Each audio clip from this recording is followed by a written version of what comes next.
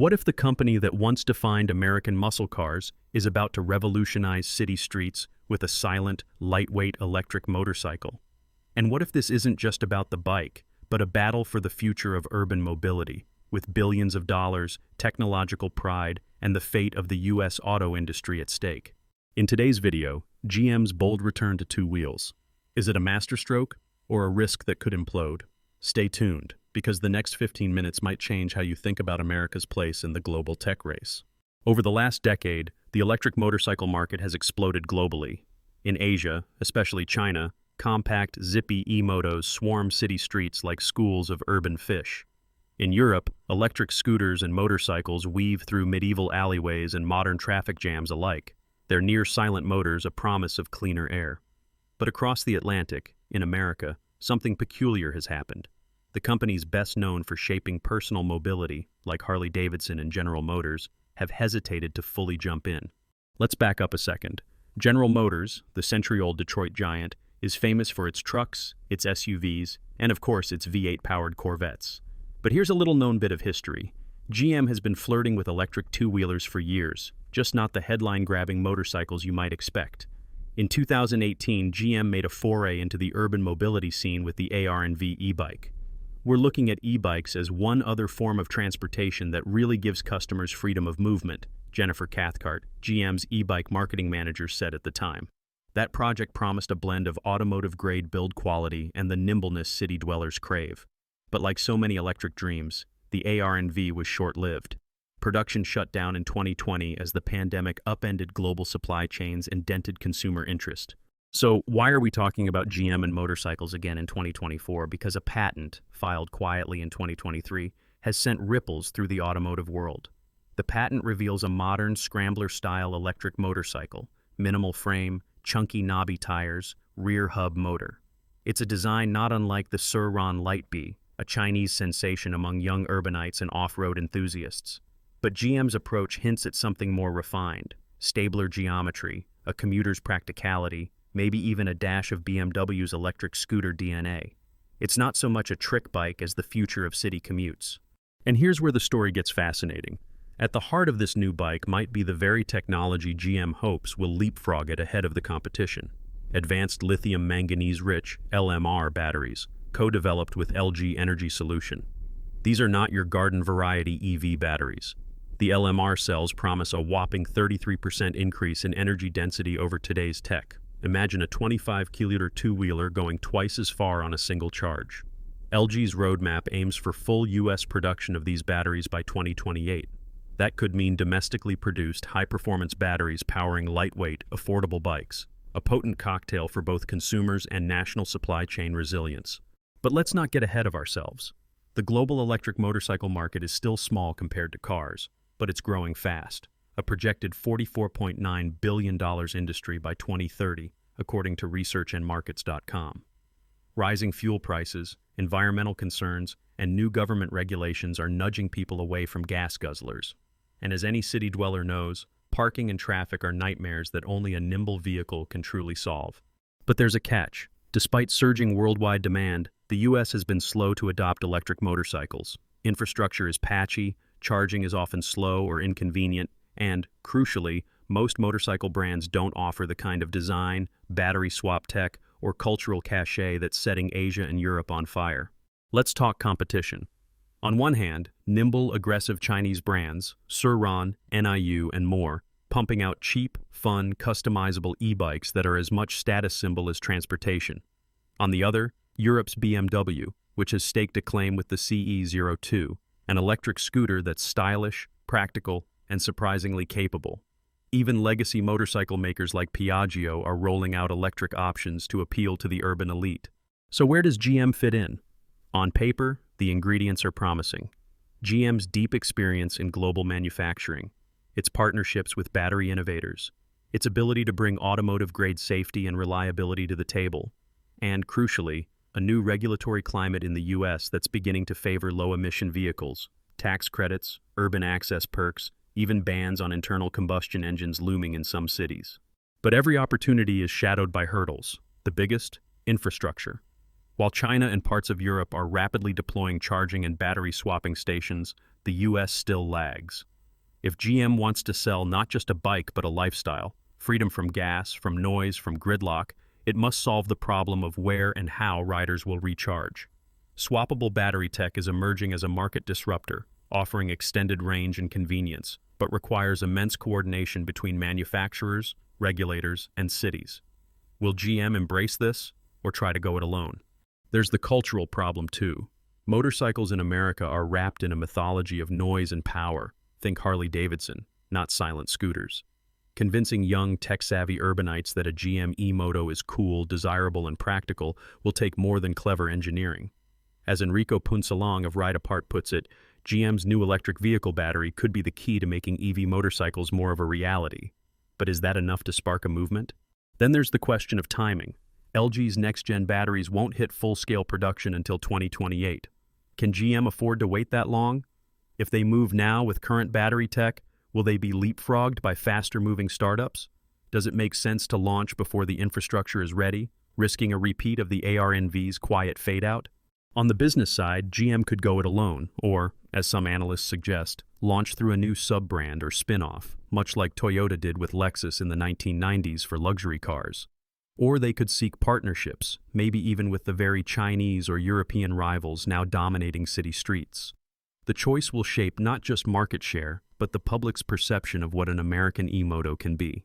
The sheer scale of the challenge becomes clear when you look at consumer psychology. For years, rising gas prices and maintenance costs have nudged budget-conscious buyers toward electric vehicles. But motorcycles aren't cars. The emotional calculation is different. For Gen Z, it's not just about savings. It's about style, tech cred, and community. Can a legacy brand like GM authentically tap into that vibe? So here's the $44.9 billion question. Will GM's electric motorcycle patent kickstart a U.S. comeback in two-wheeled urban mobility? Or is this just another bold idea that will stall out in Detroit's boardrooms? As we move into the next part of the story, we'll dig into exactly how GM could execute this gamble, the potential business models, the fierce competition, the missing infrastructure. And we'll ask, does Detroit still have what it takes to win the new electric race? Or will American e-motos always be a step behind their Asian and European rivals? But what happens next if GM truly moves forward with its electric motorcycle ambitions? Will this be a footnote in automotive history, or the beginning of a new era for US-made two-wheelers? Let's build out the scenarios. Picture the most optimistic future. Within 3 years, GM officially launches its electric scrambler, powered by next-gen batteries developed right in America. Suddenly, the stigma around electric motorcycles being toys or too niche starts to fade, especially if it comes wrapped in iconic GM branding and aggressive pricing, perhaps even with a familiar Chevy bow tie or Cadillac badge.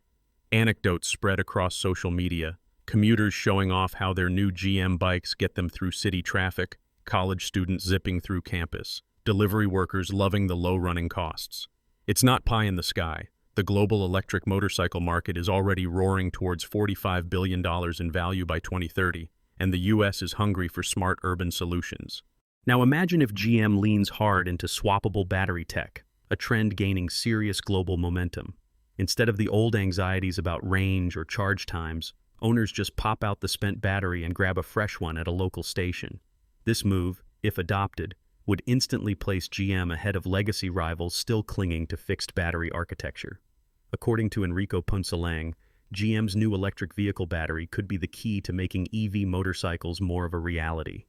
Toss in a user-friendly app showing available stations, and you have a recipe for viral adoption.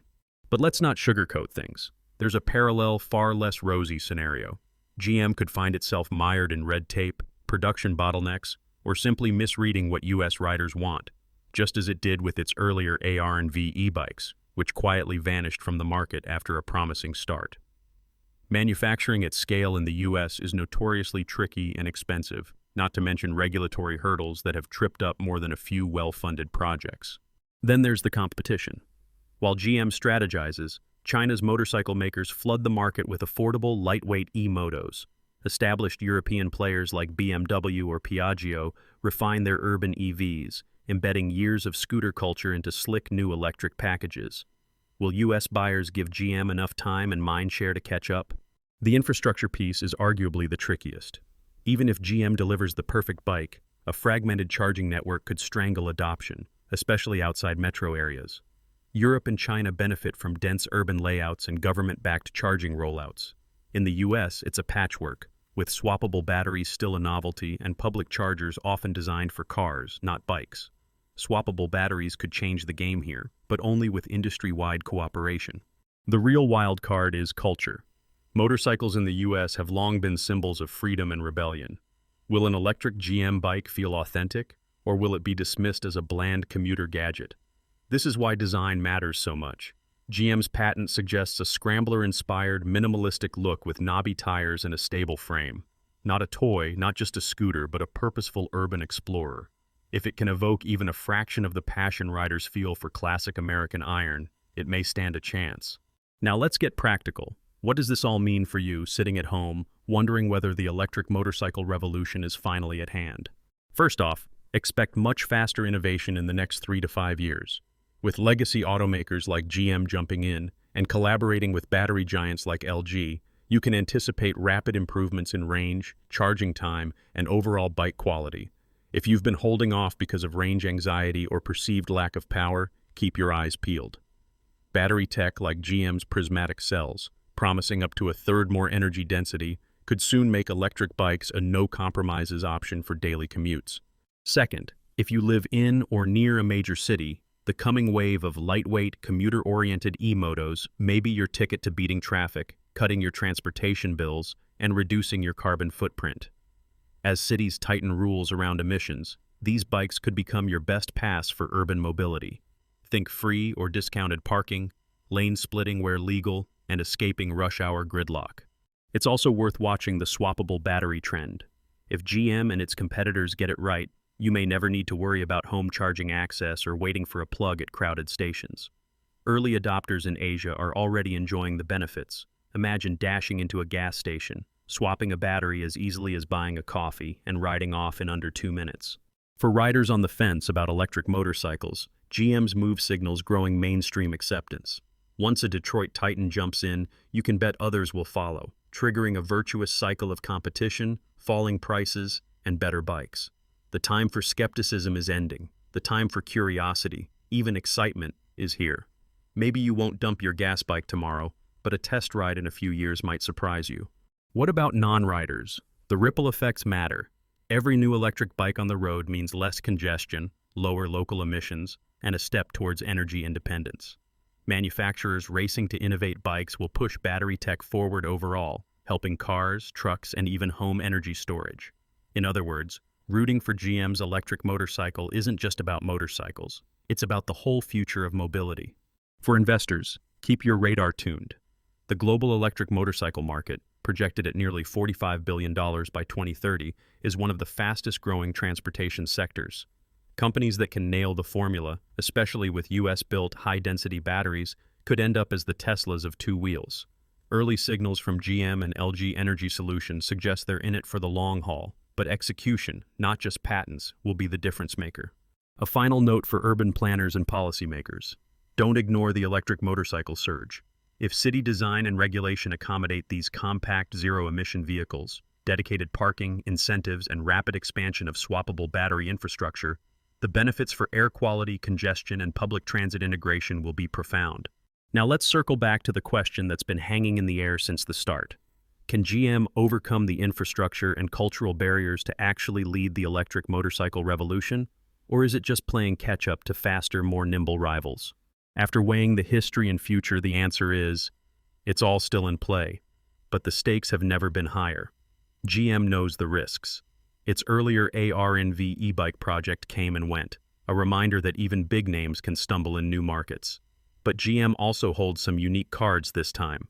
American manufacturing know-how, access to world-class battery partners, and a golden moment where US cities are desperate for new mobility solutions. If GM can avoid the trap of building a car company e-bike, soulless, generic, out of touch, and instead create something that actually inspires riders, it has a real shot.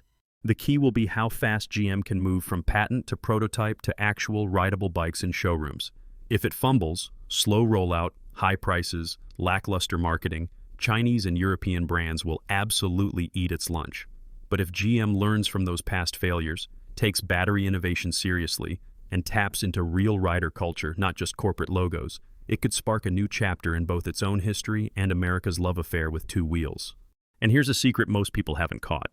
GM's new patent isn't just for a motorcycle, it's for a modular platform. That means, if successful, we could see a full family of two-wheeled EVs rolling out of Detroit. Cargo bikes for urban delivery, nimble scooters, maybe even high-performance off-roaders. This isn't just one bike, it could be a whole ecosystem. So if you want to stay ahead of the curve, make sure you subscribe. We'll be following GM's every move, digging deeper into battery breakthroughs, and bringing you hands-on impressions of any prototypes that surface. And let us know in the comments, would you ride an electric GM motorcycle? Or will you stick with your old-school gas or go with a rival brand? Whichever way you lean, there's no denying it. Electric motorcycles have left the sidelines and are heading straight for the American mainstream. Will GM become the Harley-Davidson of the electric age, or just another also-ran?